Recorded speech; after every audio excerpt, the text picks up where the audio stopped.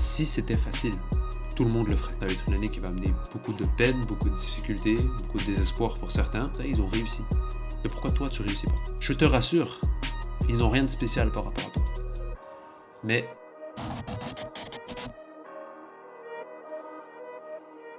bonjour à toi et bienvenue à l'Incubateur, mon podcast hebdomadaire pour t'apprendre à devenir un homme que les autres admireront pour tes valeurs, ta résilience et ta confiance en toi.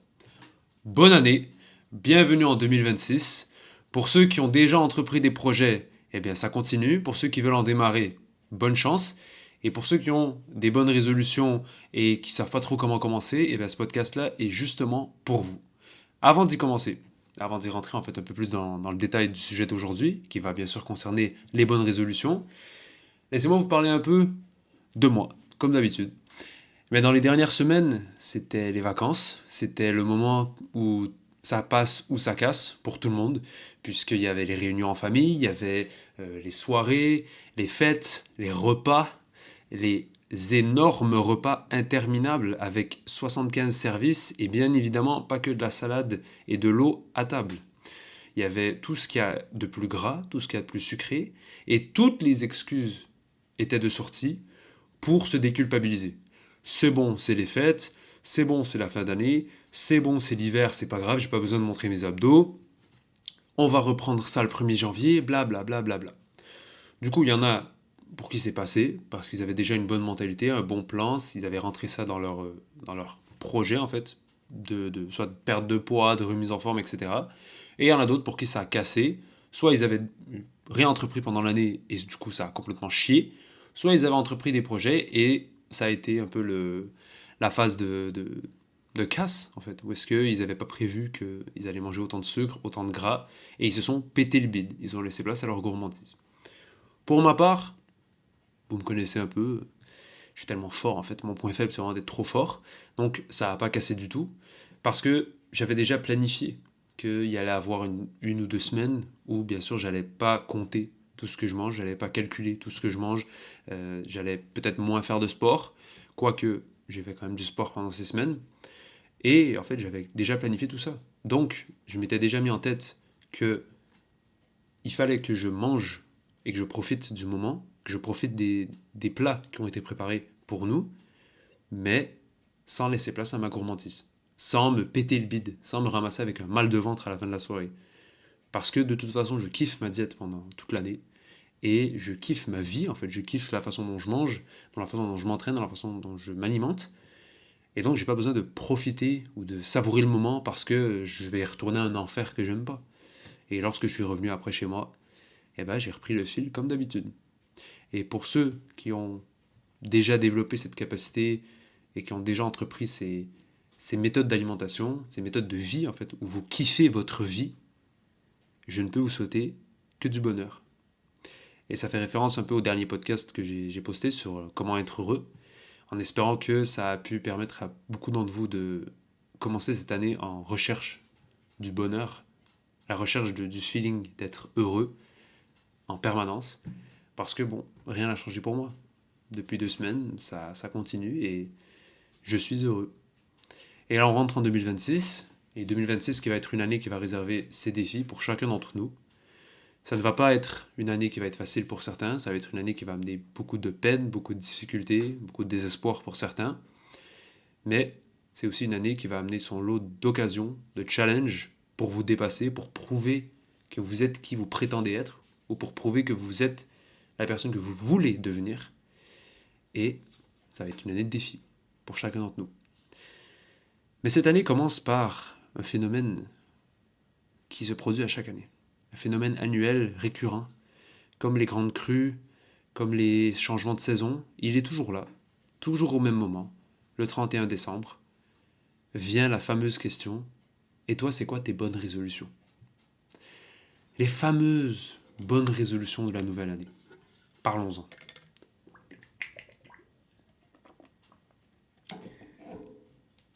Les bonnes résolutions viennent comme un espèce de souhait, de vœu, de prière. Vous les faites soit au destin, soit à vous-même, soit à Dieu, soit à qui vous souhaitez. Et vous dites à haute voix, ah, cette année, je voudrais, je vais essayer, je vais. Et vous vous donnez un cadre d'un an, à partir du 1er janvier jusqu'au 31 décembre de l'année en cours, pour les réaliser. Cependant, comme vous avez remarqué, je pense autour de vous, les mêmes résolutions reviennent chaque année, des mêmes personnes, et vous vous dites c'est bizarre parce que tu l'as dit l'année passée, et l'année d'avant, qu'est-ce qui s'est passé? Pourquoi tu les as pas réussi? Eh bien, je vais vous dire pourquoi vous les avez pas réussi. Vous, là oui, vous. Là, je te parle à toi. Toi qui as dit qu'elle allait à la salle, toi qui as dit qu'elle allait arrêter de fumer, toi qui as dit qu'elle allait se reprendre en main, toi qui as dit qu'elle allait améliorer ses notes à l'école, qu'elle allait arrêter de faire ci, qu'elle allait devenir ça.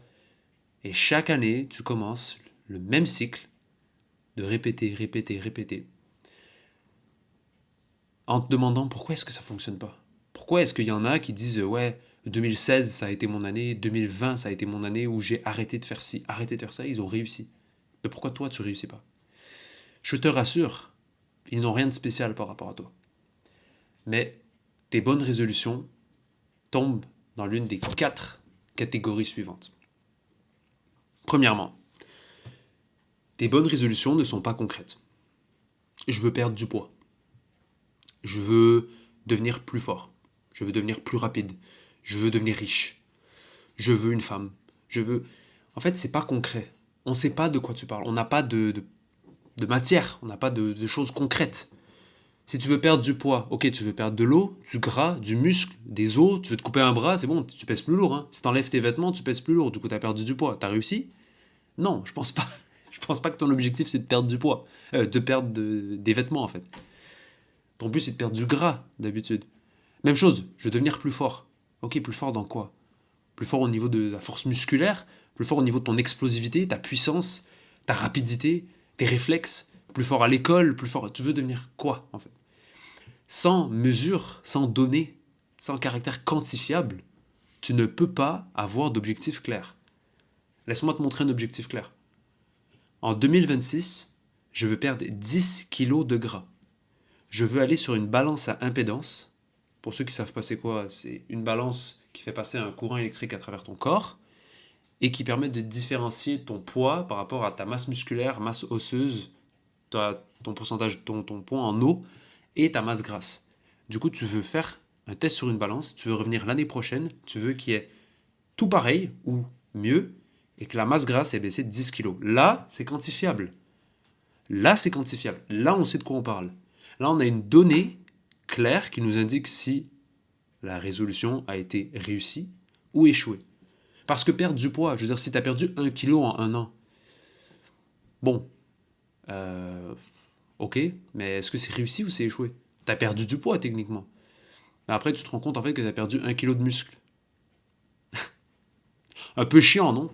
Un peu chiant, oui, voilà. T'es rendu moins fort. Bravo. GG, well played. Du coup, la première erreur, c'est que ta bonne résolution n'est pas concrète.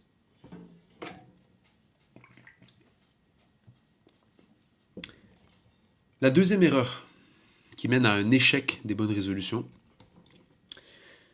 c'est que ta bonne résolution, elle est entamée, mais que tu n'as pas prévu un petit truc, juste un petit détail, et ben c'était que ça allait être difficile. Ça allait demander en fait plus de travail que tu ne le pensais. Ça allait demander quelque chose de plus que de la motivation. Les gens aiment appeler ça la discipline, le feu interne, peu importe. Mais ça allait demander plus que de la motivation. Un exemple classique, à la salle de sport, les gens viennent s'inscrire, comme ils l'avaient dit, le 2 janvier, après le jour férié du 1er janvier, ils viennent s'inscrire, ils viennent à la salle une semaine, 2 semaines, 3 semaines même. Et ensuite, tu leur parles, tu leur fais pourquoi t'es plus revenu après la 4e semaine, la 5e, et là le mois de février passe, mars, avril, et ils te donnent une excuse qui est, ma foi, catastrophique. Ah ouais, c'était trop dur. Pardon? De quoi trop dur? Ah ouais, non, mais j'avais des courbatures de fou. En fait, il fallait que je me lève le matin et tout, c'était chiant, il faisait froid, j'avais pas envie, j'avais la flemme. Ok, et alors? Tu leur dis, et alors? C'est quoi le problème? Tu croyais que ça allait être facile, en fait? Tu croyais que ça allait être facile de mettre ton corps en mouvement alors que ça fait des années que le seul mouvement qu'il fait, c'est une flexion du bras pour amener tes chips à ta bouche, ou pour prendre ta vieille canette de coca dégueu et la boire en une gorgée. Ah non, mais excuse-moi, en fait, c'est du coca zéro, donc en fait, c'est correct. Ça va, c'est bon, pardon, en fait, c'est pas trop calorique. Et là, tu pensais que faire des squats, faire des pompes, courir, ton corps, il allait juste l'accepter, en fait, comme ça. Bah oui, c'est normal que c'est difficile. Les gens, ils essayent d'arrêter de fumer, ils disent, putain, mais en fait, je suis trop stressé tout le temps. Mais, oh, ça fait des années que tu lui donnes une espèce de tube de cancer et de goudron. Tu le fous dans ta bouche, tu remplis tes poumons d'une fumée dégueulasse pour le déstresser, et tu penses que du jour au lendemain, il va juste accepter de ne plus recevoir sa drogue. Bah, surprise, il y a un problème en fait. Ton corps, il va pas accepter que tu changes comme ça. Oublie pas. Ton cerveau ne fonctionne qu'avec des preuves. Là, tu lui as donné aucune preuve qui pouvait fonctionner sans sa drogue. Tu lui as donné aucune preuve qui pouvait se mettre en mouvement et que ça allait lui apporter du bénéfice. Là, il ne voit que de la merde, que du stress, que des douleurs. Du coup, il t'envoie des signaux pour te dire arrête. Arrête, frérot. Stop. Ben non, en fait. Du coup, la majorité des bonnes résolutions, et ça, cette erreur, elle est fatale, parce que beaucoup de bonnes résolutions sont entamées, mais les gens oublient de planifier la difficulté qui va avec. Ils ont la motivation, mais seulement lorsque c'est facile. Et ça, c'est fatal. Du coup, soit les projets sont pas concrets, vous les commencez jamais en fait, parce que vous n'avez pas de données mesurables, soit vous avez les données mesurables, mais vous avez oublié d'ajouter l'aspect difficulté. Et comment y remédier? C'est simple, parle avec des gens qui l'ont déjà fait. Autour de toi, c'est sûr que tu connais quelqu'un qui a perdu du poids, que ce soit sur les réseaux ou quelqu'un en réel, dans ta famille, dans tes amis, qui a perdu du poids, qui a arrêté de fumer, qui a accompli le projet que tu veux accomplir. Demande-lui comment tu as fait. Quelles difficultés est-ce que tu as traversées pour accomplir ce que tu as accompli. Et là, sûrement, très sûrement, qu'il va te révéler des choses auxquelles tu t'attendais pas. Ouais, pour perdre du poids, en fait, il y avait des moments où j'avais vraiment la flemme, où j'avais vraiment des douleurs. C'était fou, en fait. Mon corps, il m'envoyait des signaux pour que j'arrête. Et j'ai poussé à travers, en fait, ça a débloqué quelque chose de nouveau. Ouais, pour arrêter de fumer, j'ai passé à travers des crises d'angoisse, des crises de panique. Ouais, pour réussir à séduire une femme, j'ai dû parler à des femmes et que je me suis fait rejeter, en fait. Je me suis fait rejeter, mais j'ai continué, jusqu'à ce qu'il y en ait une qui me rejette pas, finalement, et je me suis marié avec elle. Ouais. Et là, tu te dis, merde, j'avais pas prévu ça. Et au moins, ça te met un projet plus réaliste en tête. Des attentes plus réalistes. Du coup, lorsque tu vas faire face à ces difficultés, ton corps, il va pas paniquer. Il va se dire, ok, ouais, je m'attendais à ça. Ok, là, je suis dedans. Là, au moins, je suis sur la bonne voie. Parce que mon corps me donne des réponses adverses. C'est moi contre moi-même. Ça, c'est pour la deuxième raison. Sur 4, pourquoi tes bonnes résolutions, pardon, échouent. La troisième, celle-là, elle est un peu plus vicieuse. Elle est un peu plus vicieuse. Là, on commence à rentrer dans des cas plus rares, mais que j'ai déjà vus et que j'ai même expérimenté moi-même. Les gens ont les bonnes résolutions concrètes. Du coup, je veux perdre 10 kilos en un an, 10 kilos de masse grasse en un an. Je veux arrêter de fumer d'ici mars, par exemple. Ils n'abandonnent pas. Ils savent que c'est difficile, ils continuent à pousser. Sauf que, comme un arbre qui commence à grandir et à avoir des fruits, il récolte les fruits prématurément. Imaginez un arbre qui pousse, qui commence à donner des fruits. Imaginez si les gens, directement, viennent les récolter. Ils vont se ramasser avec un fruit, ils vont le goûter, ils vont dire « Ah, c'est pas aussi bon en fait ». Et l'arbre, malheureusement, c'est possible qu'il donne plus de fruits. Avant longtemps en fait. C'est fini, tu as récolté les fruits prématurément, tu as un peu arrêté le processus. Et bien les gens, ils vont commencer à perdre du poids. Sur 10 kilos de masse grasse perdue, ils ont commencé à perdre 1, 2, 3, 4 kilos. Et du coup, les gens autour d'eux vont commencer à leur dire « Waouh, hey, t'as perdu du poids, c'est incroyable. Attends, mais c'est trop bien et tout, c'est incroyable, t'as complètement changé. » Les gens vont pas avoir fumé pendant un mois. Ils vont dire « Oh, mais les gens autour de moi, ils vont dire « Waouh !» Les gens autour d'eux, ils vont dire « Oh, c'est incroyable, t'as réussi à arrêter de fumer, c'est bon, t'as réussi. Bravo, bravo, t'as réussi, c'est trop bien, t'as réussi. » Tu vois le mot « réussir ». Tu as réussi. Et ça envoie des signaux au cerveau. Ça envoie des signaux de j'ai terminé la course. J'ai franchi la ligne d'arrivée. Et qu'est-ce qu'on fait quand on franchit la ligne d'arrivée d'habitude? Est-ce qu'on continue à courir? Est-ce qu'on continue à pédaler? On ralentit. Et même parfois on s'arrête. Sauf que le problème, c'est que ce genre de défi-là, d'habitude, il n'y a pas de ligne d'arrivée.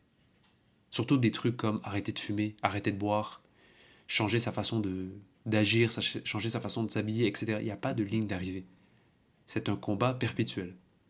Et lorsqu'on nous donne l'illusion d'avoir atteint une ligne d'arrivée, eh bien notre cerveau, il se relâche, il se repose, il nous envoie des signaux de « c'est bon, t'as réussi.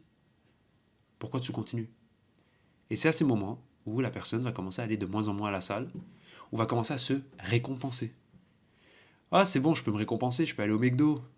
T'as des amis qui l'invitent à prendre une pizza, ils disent oui, c'est bon, t'as perdu du poids, c'est bon, une pizza, ça va pas te faire de mal.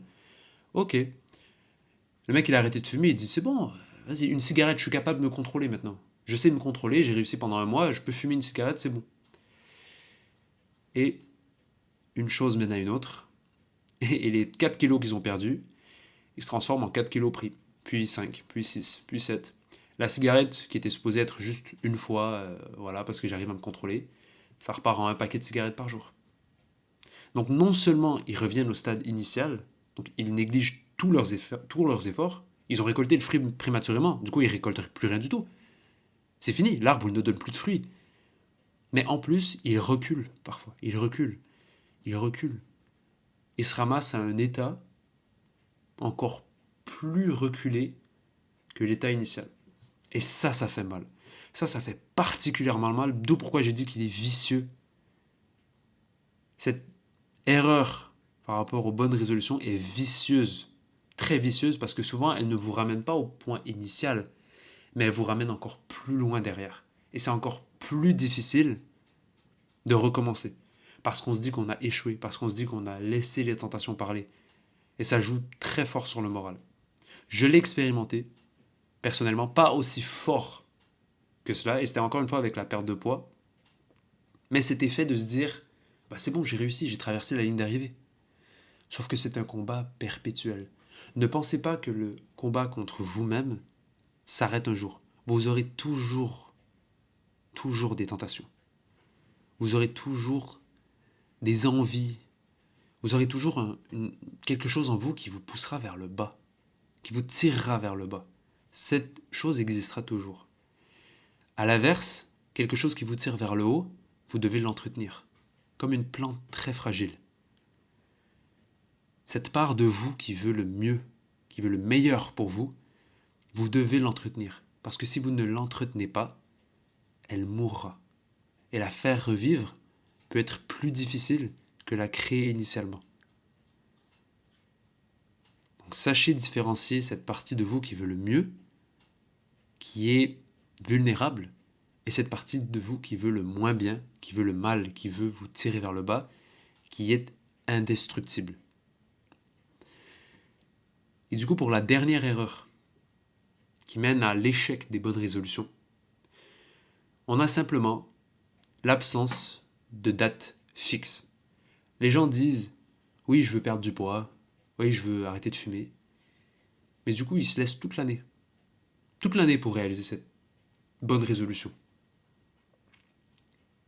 Et qu'est-ce que ça fait en fait? Ça fait qu'on repousse toujours les choses au lendemain. On repousse tout au lendemain. Mais demain n'existe pas. Demain n'existe jamais, puisque demain est toujours par définition demain. Il ne devient jamais aujourd'hui. Puisque si on est aujourd'hui, et demain c'est demain, mais lorsqu'on sera demain, demain deviendra aujourd'hui, et après-demain deviendra demain. Vous comprenez? On est toujours à une journée d'être demain, mais on ne le rattrape jamais. Du coup, si on se dit demain j'irai à la salle, demain j'arrêterai de fumer, demain je ci, demain je ça, demain n'existe jamais. Du coup, on ne le réalise jamais. Et on commence le 1er janvier 2026 jusqu'au 31 décembre 2026. Et on doit recommencer à nouveau pour le 2027, et pour 2028, et pour 2035. Et ça, c'est l'erreur la plus commune. Avec le premier, du coup, l'absence de projet concret et l'absence de date fixe, c'est les deux erreurs qui éliminent 90% des bonnes résolutions. Ensuite, on a pour le 9% restant, les gens qui sont étonnés en fait que les bonnes résolutions soient difficiles à tenir et qui abandonnent. Et pour le 1% restant, c'est la troisième erreur, l'absence en fait on récolte les fruits prématurément. Donc on ne les laisse pas, l'absence de patience plutôt, on pourrait appeler ça comme ça. L'absence de patience. Lorsqu'on veut récolter des fruits, il faut absolument attendre qu'ils soient matures. Et du coup, comment réaliser, si on fait un bilan de tout ça, comment est-ce qu'on fait pour réellement réussir ces bonnes résolutions? Petite gorgée d'eau avant d'élaborer la solution à tous vos problèmes.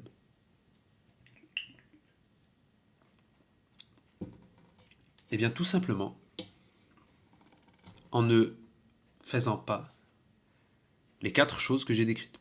Vous faites l'inverse. Du coup, vous devez avoir un projet concret, une bonne résolution concrète, avec une date fixe. Le 2 janvier, je vais m'inscrire à la salle. Le 4 février, je vais arrêter de fumer. Et le plus possible, le faire le plus tôt dans l'année possible. Car si vous laissez quelque chose le 31 novembre, vous avez tellement de temps pour le faire que vous allez prendre en fait tout ce temps pour le réaliser. Mais si quelque chose vous tient réellement à cœur, pourquoi attendre le 31 novembre pour le réaliser? Si vous comptez réellement arrêter de fumer, pourquoi attendre le 31 novembre pour arrêter de fumer? Pourquoi ne pas le faire le 31 octobre? Le 30 octobre? Le 20 avril? Pourquoi ne pas le faire le 2 janvier? Pourquoi ne pas le faire aujourd'hui? On peut vous dire mieux vaut tard que jamais, mais mieux vaut tôt que tard. J'aime mieux cette phrase. Donc, un projet concret, une date fixe. Vous attendre à ce que ça soit difficile. Là, je te parle à toi. Toi qui veux commencer à aller à la salle, toi qui veux changer son corps, toi qui veux changer ses habitudes de vie, toi qui veux devenir riche. Si c'était facile, tout le monde le ferait. D'où pourquoi ma phrase « cherche la difficulté » est encore plus applicable pour les bonnes résolutions. Si c'est difficile, si tu as de la difficulté à le faire, si tu as de la difficulté à le tenir, si tu sens quelque chose en toi qui agit contre, mais que tu sais réellement que c'est bénéfique pour toi au long terme, alors tu es sur la bonne voie. Car tu changes quelque chose, tu crées justement cette version de toi qui veut le mieux, qui veut le meilleur. Et ça va être difficile à entretenir. Et c'est le but. Et finalement, sois patient. Ne récolte pas les fruits prématurément. Autour de toi, les gens veulent parfois le bien, parfois le mal. Les gens qui veulent le mal, bien sûr, tu les dégages. Ceux qui te disent « Oui, mais ça sert à rien, de toute façon, perdre du poids, tu vas jamais réussir, t'es trop gros. » Ouais, mais de toute façon, arrêter de fumer, ça sert à rien, tu vas pas réussir. J'ai déjà essayé, tu vas pas réussir. Ceux-là, tu les dégages complètement. Mais ceux qui veulent ton bien, parfois, ne sont pas les mieux à garder. Surtout dans un moment où tu cherches à changer radicalement qui tu es. Parce que parfois, en essayant de t'apporter du bien, en essayant de t'apporter de l'encouragement, ils vont t'inciter à récolter le fruit prématurément. Et malheureusement, ils ne le font pas exprès. Je te dis pas de t'énerver contre tes potes qui te félicitent d'aller à la salle. Au contraire. 2 choses. Remercie-les et incite-les à venir avec toi. Et là, ça se peut que tu aies des réponses variées, dépendant de ton cercle d'amis. Mais ne fais que les remercier. Ne tombe pas accro à leurs remerciements. Ne tombe pas sous leur charme, sous le charme de dire « Putain, j'ai réussi, j'ai traversé la ligne d'arrivée. » Car je te le répète encore, il n'y a pas de ligne d'arrivée. C'est un marathon sans fin. C'est un marathon où tu vas te casser la gueule, où tu vas tomber, où tu vas te perdre, où tu vas plus savoir si tu progresses ou si tu régresses. Tu vas être dans un brouillard complet et il n'y a pas de ligne d'arrivée. Et c'est ça l'objectif, c'est le but. De continuer à courir, de progresser, soit dans ta perte de poids, soit dans ta recomposition corporelle, car à un moment, tu vas réussir, tu vas avoir perdu ton poids. Et après, tu veux gagner du muscle, tu veux progresser, ok. Tu veux devenir plus rapide, ok. Tu vois, il y a toujours quelque chose à changer, toujours quelque chose à améliorer chez toi. T'es devenu riche, ok. Deviens plus charmant, deviens plus charismatique, deviens meilleur dans tes habits, meilleur avec les interactions sociales, deviens plus fort, plus intelligent. Il y a toujours du progrès à avoir. Et donc chaque année, tu pourras avoir des bonnes résolutions. Chaque année, tu pourras avoir des meilleures résolutions encore que les années précédentes, car tu les auras réalisées. Et c'est ça qui est beau, tu ne seras pas bloqué, tu seras toujours en progression. Et par rapport au podcast de la semaine passée, tu pourras atteindre à chaque fois des nouveaux sommets que tu n'estimais même pas exister pour toi. Car tu deviendras toujours meilleur, toujours plus haut, toujours plus fort. Et sur ces belles paroles, c'était Safe Badruddin pour l'incubateur. Et je te souhaite bonne année et cherche la difficulté.